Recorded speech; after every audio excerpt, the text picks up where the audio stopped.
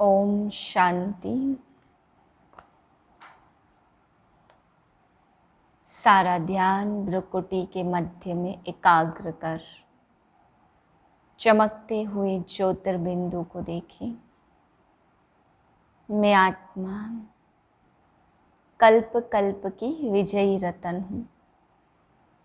विजय की चमक दूर दूर तक फैल रही है। मैं आत्मा दिव्य शक्ति संपन्न हूँ।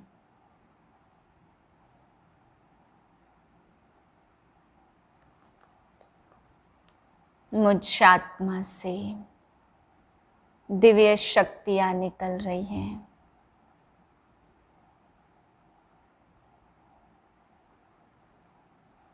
इसी स्मृति में आज के महावाक्य सुनते हैं। 20/4/2022 के महावाक्य हैं। मीठे बच्चे, जो खुशी खुद को मिली है वह सबको देनी है।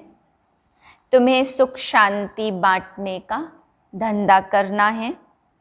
प्रश्न है, तुम बच्चों को इस बेहद ड्रामा की हर सीन बहुत ही पसंद है, क्यों? उत्तर है, क्योंकि स्वयं क्रिएटर को यह ड्रामा पसंद है। जब क्रिएटर को पसंद है तो बच्चों को भी अवश्य पसंद होगा। तुम किसी भी बात में नाराज नहीं हो सकते। तुम जानते हो यह सुख दुख का नाटक बहुत सुंदर बना हुआ है। इसमें हार जीत का खेल चलता रहता। इसे खराब कह नहीं सकते। दिन भी अच्छा तो रात भी अच्छी। इस ड्रामा में जो भी पार्ट मिला है उसे खुशी से बजाने वाले बहुत मज़े में रहते हैं। इस बेहद नाटक की नॉलेज का सिमरन करने वाले सदा हर्षित रहते हैं। बुद्धि भरपूर रहती है। गीत है, हमारे तीर्थ न्यारे हैं। ओम शांति। वास्तव में स्कूल में कोई गीत नहीं गाए जाते, यह पाठशाला है। फिर भी यहाँ गीत क्यों गाए जाते हैं? सतयुग में तो यह गीत नहीं गाए जाते। अभी हम लोग बैठे हैं संगम पर, इसलिए भक्ति और गीतों आदि को लेकर उसका अर्थ समझाते। मनुष्य तो अर्थ समझते नहीं हैं। हम अभी न यहाँ हैं न वहाँ हैं, बीच में बैठे हैं, तो इनका थोड़ा आधार लेते हैं। बच्चों को ज्ञान और भक्ति का राज तो समझाया गया है। इस पर तुम ज्ञान सुन रहे हो भविष्य के लिए। भविष्य के लिए पुरुषार्थ कर कोई प्रारब्ध बनावे, ऐसा कोई मनुष्य नहीं है। तुम पुरुषार्थ करते हो भविष्य नई दुनिया के लिए। मनुष्य दान पुण्य आदि करते दूसरे जन्म के लिए। वह है भक्ति और यह है ज्ञान। कोई कहते भी हैं ज्ञान, भक्ति और वैराग्य। सन्यासियों का है हद का वैराग्य और तुम्हारा है बेहद का वैराग्य। वो लोग घर बार से वैराग्य दिलाते, दुनिया से नहीं। वह यह जानते नहीं कि तमो प्रधान जड़ जड़ीभूत सृष्टि है, इनका विनाश होना है। क्योंकि कल्प की आयु बड़ी लंबी बना दी है। अब बाप बैठ समझाते, बुद्धि भी कहती यह बात तो बिल्कुल ही ठीक है। मुख्य बात है पवित्रता की, जिसके लिए वह घर बार छोड़ते। तुम सारी पुरानी दुनिया को बुद्धि से भूल जाते हो। पवित्र बनते हो पवित्र दुनिया में जाने के लिए। तुम्हारी यात्रा है बुद्धि की। कर्मेंद्रियों से कहाँ जाना नहीं है। तुम्हारा शारीरिक कुछ भी नहीं चलता। अभी हम रूहानी बाप के पास जाते हैं। वह जिस्मानी यात्राएं तो अनेक हैं। कब कहाँ जाएंगे, कब कहाँ। तुम्हारी बुद्धि एक तरफ ही है। इनको अव्यभिचारी भक्ति कहे तो भी हो सकता है। तुम एक को याद करते हो, उन सब की भक्ति है व्यभिचारी। अनेकों को याद करते और तुम्हारी है अव्यभिचारी रूहानी यात्रा, जिसमें हम जा रहे हैं वापस अपने घर। वो लोग निर्वाण धाम को घर भी नहीं समझेंगे। कहते हैं पार निर्वाण गया। तुम जानते हो वहाँ हम आत्माएं बाबा के साथ रहती हैं। अभी बाबा हमको लेने आए हैं। वह समझते हम सब ईश्वर के रूप हैं। कितने शास्त्र आदि पढ़ते हैं, यहाँ तुमको वह कुछ भी नहीं सिखाया जाता। तुमको तो इन कर्म कांड का भी संन्यास कराया जाता। यह सब भक्ति के कर्म कांड हैं, जैसे प्रभु की गतमत न्यारी है। पहले पहले तुमको अल्प सिखाते, बाप खुद ही दलाल बनकर आते हैं। गाते भी हैं परंतु समझते नहीं हैं। तुमको कोई भक्ति से घृणा नहीं है, कोई से भी घृणा नहीं आती, जबकि जानते हैं कि ड्रामा बना हुआ है। हाँ, समझाते जरूर हैं कि इस पुरानी छी दुनिया को छोड़ना है, वापस जाना है। जब भक्ति में थे तो भक्ति से प्यार था, गीत आदि सुनने से मौज आती थी। अब समझते वह तो कोई काम के नहीं थे, सुनने में कोई हर्जा नहीं है, परंतु जानते हैं यह भी भक्ति की एक्ट है। हमारा अब उनसे बुद्धि योग टूट ज्ञान से जुट गया। ज्ञान और भक्ति दोनों को तुम जानते हो। यह सुख दुख का ड्रामा है, तो उन पर रहम आता। क्यों ना उन्हों को भी रचयिता और रचना का ज्ञान मिल जाए, तो बाबा का वर्षा पा सके। जब देखते फलानी जगह धंधा चलता, तो अपने मित्र संबंधियों को भी राय देते कि फलानी जगह चलो, वहाँ कमाई बहुत अच्छी होगी। तुम जानते हो श्रावण राज्य में दुख ही दुख है। मनुष्यों को मालूम नहीं कि ज्ञान क्या चीज़ है। साधु संत भी नहीं जानते किस ज्ञान से स्वराज्य मिलता। पूछते हैं इस ज्ञान से क्या प्राप्ति होती, तो लिखा जाता शांति और सुख दोनों मिलते। सो भी अविनाशी, किसको सुख शांति का धंधा हाथ आ जाता, तो फिर उसमें ही लग पड़ते। हाँ, जिस्मानी सर्विस भी कुछ समय के लिए करनी पड़ती। सत्संग का टाइम भी सुबह और शाम को होता। माताओं को घर का बंधन रहता। भगवानोवाच, तुमको राजयोग सिखलाकर नर से नारायण बनाता हूँ। फिर कोई भी पद पाने के लिए पुरुषार्थ नहीं करना पड़ेगा, पद फिक्स हो जाएगा। तुम बच्चे समझाते हो बाप नई दुनिया रचते तो भारत को ही वर्षा मिला था, फिर गुम हो गया। ड्रामा अनुसार वर्षा लेना भी है तो गवाना भी है।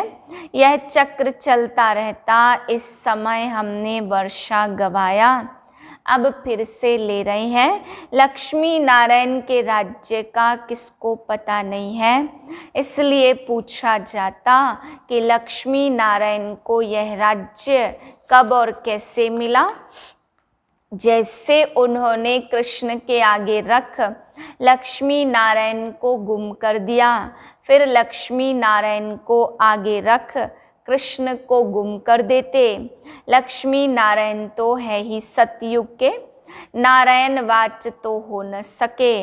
बाप कहते मैं आता ही हूँ संगम पर।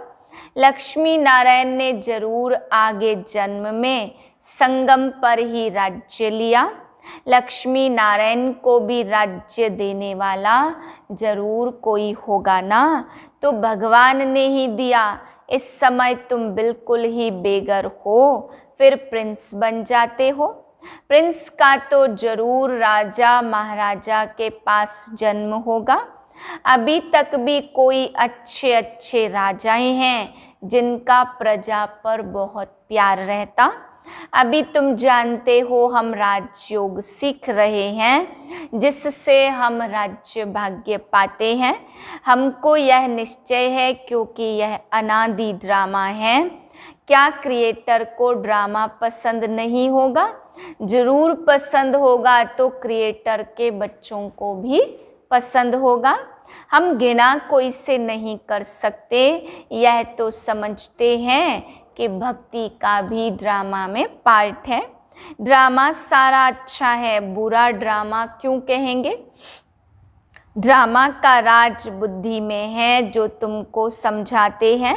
अभी भक्ति का पार्ट पूरा होता, अब पुरुषार्थ कर बाप से वर्षा लेना है। बाप कहते यह सब आसुरी संप्रदाय है, इसमें घृणा की तो बात ही नहीं। ईश्वरी संप्रदाय और आसुरी संप्रदाय का तो खेल है। वह कोई अपने को दुखी समझते थोड़े हैं, भक्ति करते रहते और समझते हैं एक दिन भगवान आकर भक्ति का फल देगा। घर बैठे कोई न कोई रूप में आकर भगवान मिलेगा और सन्यासी लोग समझते हम आपे ही चले जाएंगे निर्वाण धाम। सो तो सबको पसंद ही आना चाहिए, दिन भी अच्छा तो रात भी अच्छी। खेल है ना, जानते हैं अब रात पूरी होनी है। हमको दिन में जाकर ऊंच पद पाना है, नाराज क्या होंगे? ड्रामा में जो पार्ट मिला है वह तो बजाना ही है। बहुत अच्छा ड्रामा है, इसको खराब कह नहीं सकते। यह खेल कब बंद होता ही नहीं, बहुत फर्स्ट क्लास खेल है। इनको जानने से बुद्धि भरपूर हो गई है। जैसे बाप नॉलेजफुल है वैसे बच्चे भी नॉलेजफुल हैं। कितना समय सुख और कितना समय दुख पाना है यह भी तुम सब कुछ जान गए हो, तब तो कहते वाह प्रभु तेरी लीला। प्रभु की रचना जरूर अच्छी होगी, उनको खराब कौन कहेगा? भक्ति में सतयुगी राजाई का पता ही नहीं है, सतयुगी राजाई में फिर भक्ति का पता नहीं रहता। भक्ति में भी कितने सुंदर गीत गाते, हे प्रभु तेरी लीला विचित्र है। यह तुम बच्चे ही समझ सकते हो और कोई इस लीला को जानते ही नहीं। बाबा ने हमको कितना वर्षा दिया, सारा दिन बुद्धि में ख्याल चलना चाहिए। कैसा वंडरफुल खेल है, बाप की लीला कितनी अच्छी है, कितनी वंडरफुल बात है। बाप द्वारा तुमको ही जाना है, इन बातों में रमण करना पड़ता। ग्रस्त व्यवहार में रहते 2-3 घंटा निकाल वह नाटक देखकर आते। वह भी किससे पूछा जाता है क्या, बुद्धि में बैठ जाता। वैसे यह भी बेहद का नाटक है, यह क्यों भूलना चाहिए? इस चक्र की स्मृति तो बिल्कुल सहज है, इसको कोई जानते नहीं है। आगे चल और भी बहुत ही सीनरियाँ देखेंगे। अच्छा, मीठे मीठे सिकिलधे बच्चों प्रति माता पिता बाप दादा का याद प्यार और गुड मॉर्निंग। रूहानी बाप की रूहानी बच्चों को नमस्ते। हम रूहानी बच्चों की रूहानी बाप को नमस्ते। धारणा के लिए पहली पॉइंट, बाप समान महादानी बनना है, सबको सुख शांति का वर्षा देना है, ज्ञान को धारण कर फिर उगारना है। दूसरी पॉइंट, बेहद नाटक को देख सदा हर्षित रहना है। प्रभु की लीला और यह ड्रामा कितना विचित्र है, इसका सिमरन कर मजे में रहना है। वरदान है, पुरुषार्थ के साथ योग के प्रयोग की विधि द्वारा वृत्तियों को परिवर्तन करने वाले सदा विजयी भाव। पुरुषार्थ धरनी बनाता वह भी जरूरी है, लेकिन पुरुषार्थ के साथ साथ योग के प्रयोग से सबकी वृत्तियों को परिवर्तन करो। तो सफलता समीप दिखाई देगी। दृढ़ निश्चय और योग के प्रयोग द्वारा किसी की भी बुद्धि को परिवर्तन कर सकते हो। सेवाओं में जब कोई हलचल हुई है तो उसमें विजय योग के प्रयोग से ही मिली है। इसलिए पुरुषार्थ से धरनी बनाओ, लेकिन बीज को प्रत्यक्ष करने के लिए योग का प्रयोग करो, तब विजयी भव का वरदान प्राप्त होगा। स्लोगन है, सेवा द्वारा पुण्य की पूंजी जमा करने वाले ही पुण्यात्मा हैं। ओम शांति।